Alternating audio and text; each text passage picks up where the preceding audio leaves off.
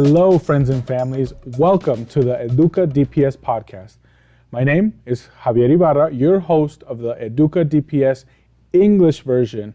Today, we have Joe Rosas, physician assistant of Rachel B. Knowles School-Based Health Clinic with Denver Health. He's here to talk about the importance of vaccinations during the return to school. Joe, welcome to the EDUCA DPS Podcast. How are you today? I'm doing great. Thanks so much for having me, Javier. Oh, it's great really to have be you. here. Before we get into these questions, I want to ask you, what do you do for Denver Health, and what do you enjoy the most about your job? Yeah, so I'm a physician assistant at Rachel B. Knowles campus, which means that we have a pediatric clinic that provides completely comprehensive care for all Denver Public School students and their siblings. So we're able to provide things like physicals and immunizations. We even have a small pharmacy on site. We've got multiple tests that we can do if kids are feeling sick. And so it's really exciting to be able to provide those services for our school district. I'm also a clinician with the school-based virtual care program, which is trying to break down barriers to care by partnering with Denver Public School nurses and being able to provide primary care services in schools with high need that don't have school health centers on site, which is really fun. So one of the things I enjoy most about being a PA in the school-based health centers is the relationships that I'm able to build with the students and the families. Being able to spend more time with them in this setting and seeing them in the hallways and with their friends in their own environment allows me to really get to know who they are and what their interests are and what they value. And so being able to support their health is really meaningful for me to be able to know them in that way. I think back to when I was a student at DPS, you had to go call your primary and try to get a physical and then try to play sports. But it sounds like now you are able to do that on site, on school. Absolutely. Yeah. It's really pretty exciting. I also didn't have access to that when I was growing up, so it's really exciting to be a part of a group that does that. And the other exciting thing is it's completely no cost for all Denver Public School students and their siblings, so it's really cool to be a part of. Well, thank you for that. For our listeners and viewers, I want to give you a little bit about the topic, a little background knowledge. I recently received a press release from the Colorado State Department of Health stating that students in our city and state are returning to school, right? In which public health officials are urging parents and guardians to get their children back on track and up to date on their immunizations as possible. And I think we can agree, the pandemic might have skewed some of that for folks, but I think it's important for us to talk about that today, right? Yeah, Hence absolutely. why you're one of our guests. Yeah. All right, let's get into it. First question for you here is, how early should parents vaccinate their children? Yeah, that's a great question. So the first immunization that's typically recommended is hepatitis B, which is at birth. And then the next group of immunizations we provide are at 2 months and 4 months and 6 months. And the beauty of the schedule is the reason that we're doing it as early as we are is because the immunizations are teaching our kids when they're most vulnerable. They're teaching their immune systems how to recognize these bacteria and viruses and toxins ahead of time. So when they are likely to be exposed later on in life, their body knows how to contain it. And so that's why it's so important that we're able to provide these immunizations when they're most vulnerable so they know how to fight them when they are exposed later on. You touched a little bit on this, right? Why so early? But can you go in depth with that for me?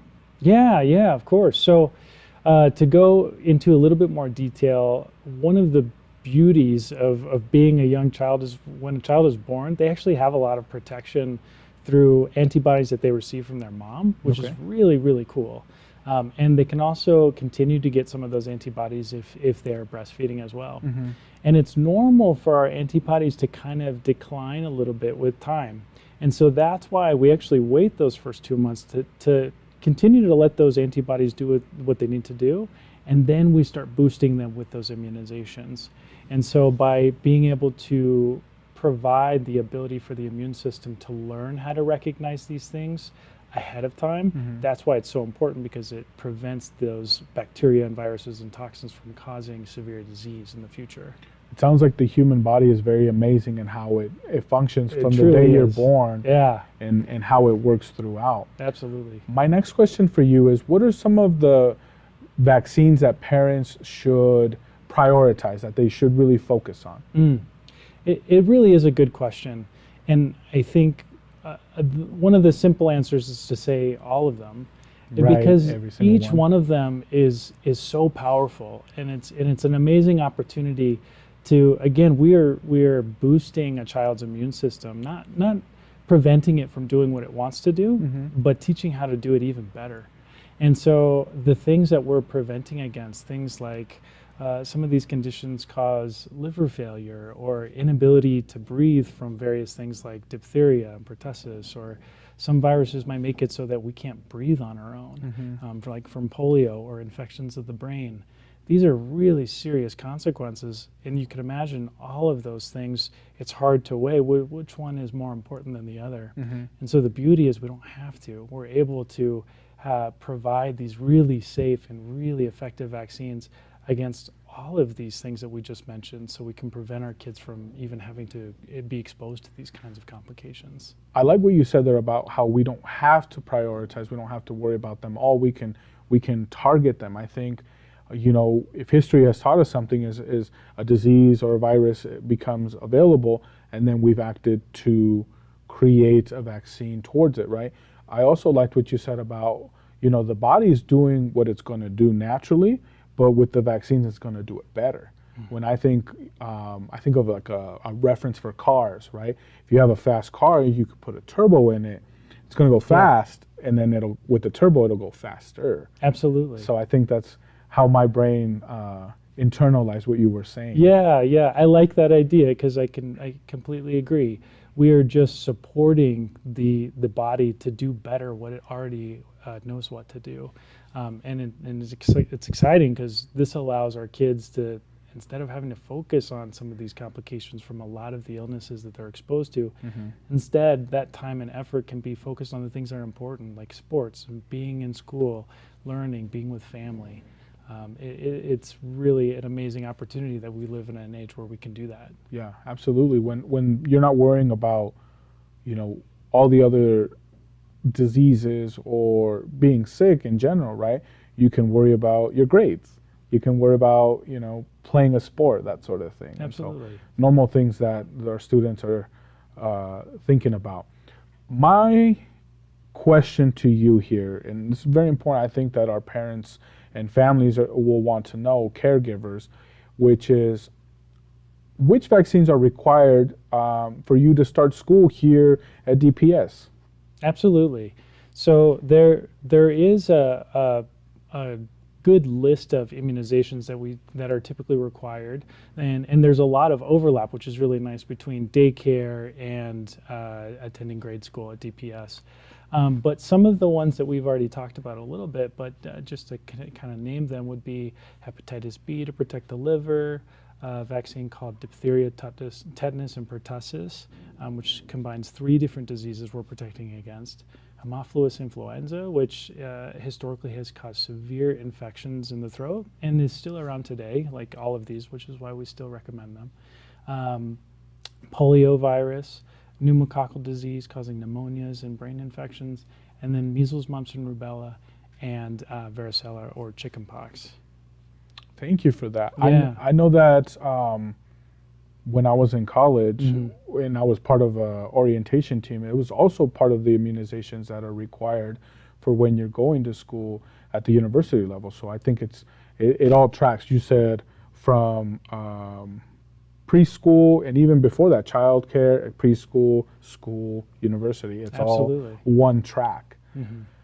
I want to know, and I want to ask this for parents, is what can parents do if for whatever reason their child is not up to date with their vaccines? Yeah, Yeah, and I think that is it's a really good question, because I think a lot of families find themselves in this situation, and sometimes may have resources to help and maybe they don't. But for some of our families that have a primary medical home or a primary care provider, I would recommend that they reach out to their clinic, because one advantage to that is their clinic knows them or probably has seen them already, and can be very helpful to answer some of their questions and provide what's recommended for maybe what they need still. Sure. And then for our families who may not have a primary care provider, or who may not be able to get in, or potentially are underinsured or uninsured, this is where I get really excited about the school-based health centers, because they have access to this really unique program with the school-based health centers in Denver Health.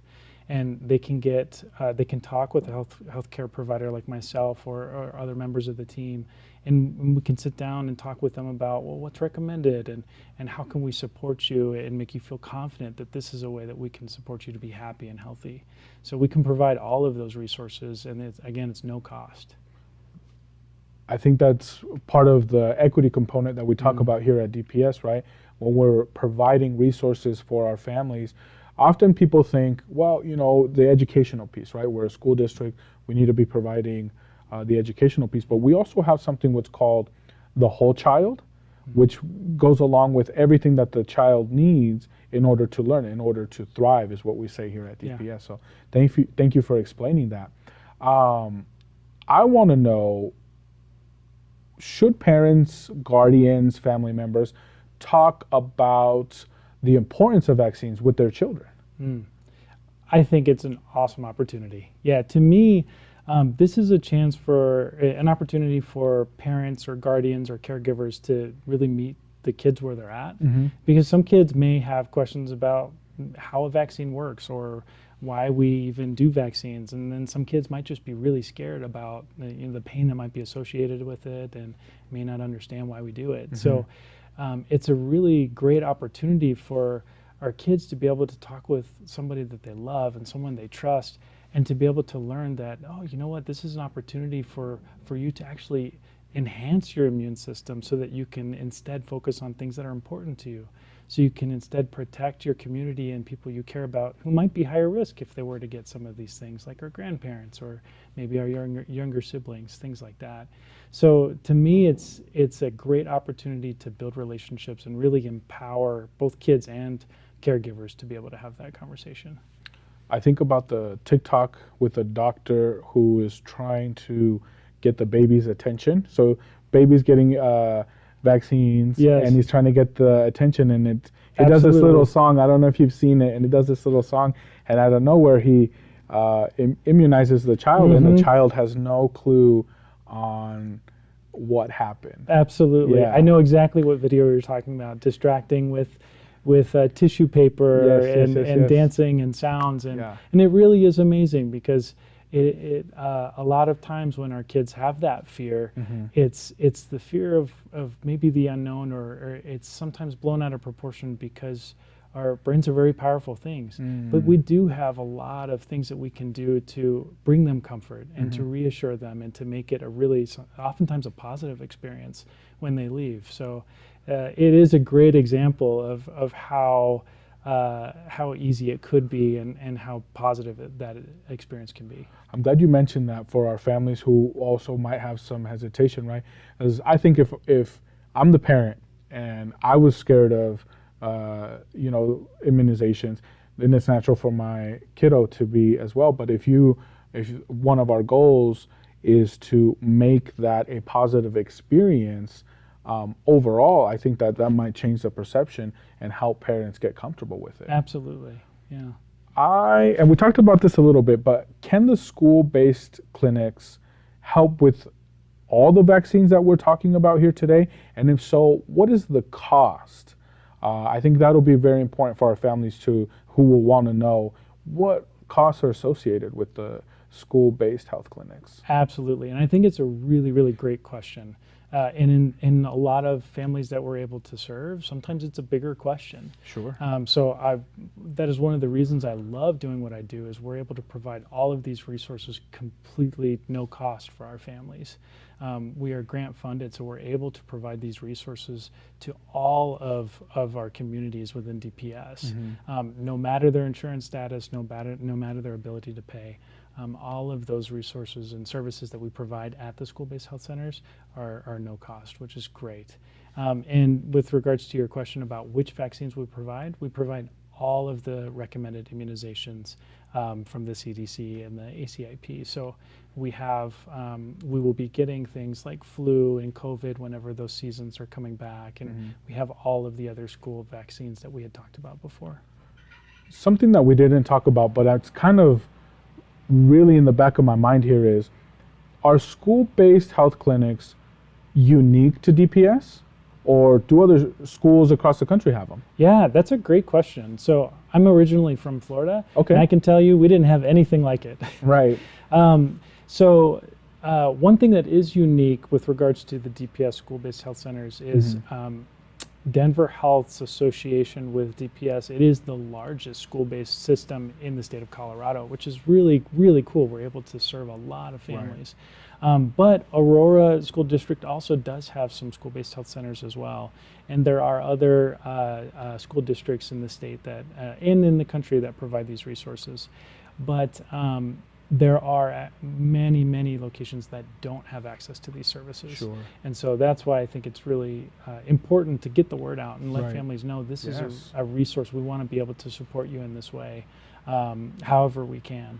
Absolutely. So, it is an amazing program to be a part of. I think it is important, and it's unique, I think, in the sense that I walked through the George Washington school-based health clinic there, and when you walk through the doors, it's like you're at a primary doctor. It doesn't look like it would belong in a school. It's a very, and it's kind of urban looking, I would say. Yep. And I've been to a few of the other that we have in the district, including the one that we're going to be building in Montbello. Yes. So all exciting things when it comes to providing the healthcare that our students need at a school, in not necessarily in your school, but in your region of the city. Absolutely. Absolutely. Thank you for that. Kind of shifting gears here a little bit. We haven't talked about this, I don't think, as a society for a very long time now, but it's coming up. We see it more in the news. Are there any concerns about the possibility of another outbreak from COVID-19 or any other disease for that matter? Yeah, that's also a really great question.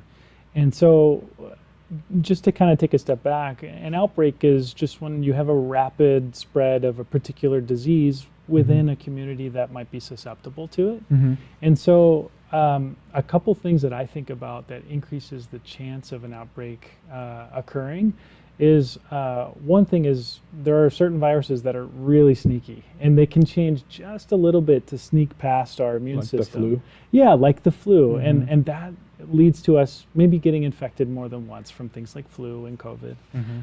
But the beauty of that is once we do have some protection, once it does recognize that after we've created that minor illness, it takes it out even better than it would have if we hadn't. Right. So some viruses being able to change a little bit is one challenge, but the other challenge is the susceptibility of people who are not protected in a community. And so if you have a larger amount of people in a community who have no protection against a particular virus or bacteria, you can imagine that if one person gets it, then that's so easy for it to infect other people. Absolutely. So the nice part is that we don't have to sit around and wait for an outbreak to occur.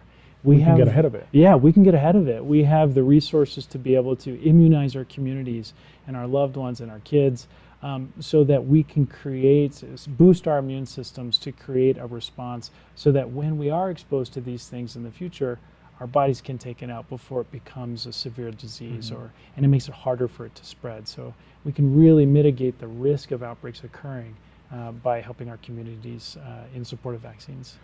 I should have mentioned this earlier, but when I was in college, part of my degree was to take science courses. My degree was in business, take some science courses, and I picked one on viruses. This was before the pandemic, and I learned that, for example, the flu vaccine, that the flu vaccine that's developed for that season is for the flu that's going to be either the most powerful or the one that's going to affect the most people. And so that's how there are folks who can get the vaccine, the flu vaccine, but still get the flu because it might have been a different strand. I also learned that the flu is one of those viruses that's very elegant and that it changes consistently to the point where we need to have updated vaccines, almost completely different from what the original one was last year. And so I say all this to lead up to my next question is, are vaccines safe? Yeah, that's a great question. And one other thing in addition to your point about these things shifting a little bit and how even if we've been immunized, sometimes it looks so different that we can get infected again. One thing that is exciting that we do know is when we get infections from COVID and infections from influenza, if we have been vaccinated, it doesn't mean it didn't work. Right. The risk of us having severe infections leading to pneumonias and hospitalizations and worse problems is significantly reduced whenever we have had some bit of protection. So I like to remember that because it's really exciting when you can remember those things too. When it comes to are vaccines safe, it's on a simple platform. The answer is yes, and I want to provide our families who are listening a couple things that can help us feel more comfortable with that idea. One thing is that millions of kids receive vaccines every single year, and most of them without any challenges at all. And then the most common side effects we might see are really, really minor, things like soreness at the site of injection or a little bit of swelling. Even more rare than that, we might see things that might be a little bit more uncomfortable, like low-grade fevers or body aches or fatigue. And the nice part is being able to remember that that's not a sign of us being sick. That's actually a sign that our immune system is learning. It's working. It's responding. It's learning how to fight these things so that when we're exposed to the real thing, it can't cause severe illness like it could otherwise. And so that's one thing that I think is really helpful, is thinking about the millions of kids who do really, really well. The other thing is when it comes to the makers of vaccines, remembering that there's a very rigorous program they have to go through before vaccines even can reach you or me or our kids. And we're talking thousands of volunteers being tested with this and helping us understand the safety and the efficacy of these things before they reach us. And even after they're approved, one more thing that's amazing is we have surveillance, so anybody who receives an immunization can report a side effect, so we can go from thousands of individuals giving us information to like tens of millions. So there's a consistent feedback loop. Absolutely. It's not just one and done and we'll see how it works later on. Exactly. We are consistently looking at that. Absolutely. So we're building on this platform and just getting more and more data. And then we say, okay, so what are the risks and benefits of this vaccine? So the risks, some of these minor side effects are uncomfortable, but the risks of getting infected from these viruses, if we're not protected, is significantly high. So that's how we can feel really comfortable that the benefits outweigh the risks of not getting our immunizations. Well, Joe, before I let you go, is there anything else you'd like to mention? Do you have a final message for us, for our DPS families? Yeah, two things come to mind. And the first thing is I want families to feel empowered. And I want them to feel comfortable asking their healthcare providers, or if they don't have one, asking their school-based health centers that are here to help them, questions they may have, letting them know their concerns, because we want to walk through that with them. We're here to support them because we're their advocates and the cheerleaders for their kids. And I'm lucky to do that. The other thing is to be able to do some research on your own from credible sources. And some of the ones that I really, really like are the Children's Hospital of Philadelphia has an amazing vaccine education center and app called Vaccines on the Go. Okay. That is very, very clinician and parent and patient friendly. And then the other thing I'd like to just to state is that vaccines save lives. And we want to make sure that all children have access to this life-saving resource. Well, Joe, I want to thank you for what you do for our families and for DPS. I'm sure you get thanked a lot, but I personally want to thank you because this, what you do with the school-based health clinics and with what you do with the vaccines and coming on to the show today to, promote the resources that we have available for our families. I want to thank you so much. So thank you. Yeah, thank you so much for having us, and thank you for this platform and getting the word out. It's a team effort, and I'm really happy to be here. Absolutely. Well, folks, this concludes our EDUCA DPS podcast for today. I want to ask for you to please help us share this content with families, friends, and other community members who might benefit from the topics that we were talking about today. For more information on EDUCA content and other stories, please visit and subscribe to our YouTube channel at Denver Public Schools Plus, or give us a listen at any of our podcast platforms that you prefer to consume your podcasts. It is important for us to give credit to the people behind the scenes who contribute to the making of this and all DPS multimedia productions, starting off with Bill Good, Chief of Communications, Will Jones, Executive Director, Scott Pribble, Director of External Communications, Selena Nakamura, Director of Internal Communications, Don Pierce, Executive Producer and Videographer, Beto Gaitan, Multimedia Lead Producer and host of the Spanish EDUCA, Hannah Young, in charge of our social media, Georgia Alexander, our Bond and Mill Levy Communication Specialist, April Spites, our graphic designer. A special shout out to our DPS educators, students, and parents. I want to thank a big thank you to Dr. Alex Marrero, proud superintendent of Denver Public Schools, for supporting EDUCA and all the other platforms. This has been Javier Ibarra, Senior Manager of Media and Public Relations, as well as your EDUCA host in English. Please remember to tell your children more often, and Joe, if you can help me with this, we'll say it together. Ready? Sure. I believe in you, and I know you can do it. Until next time.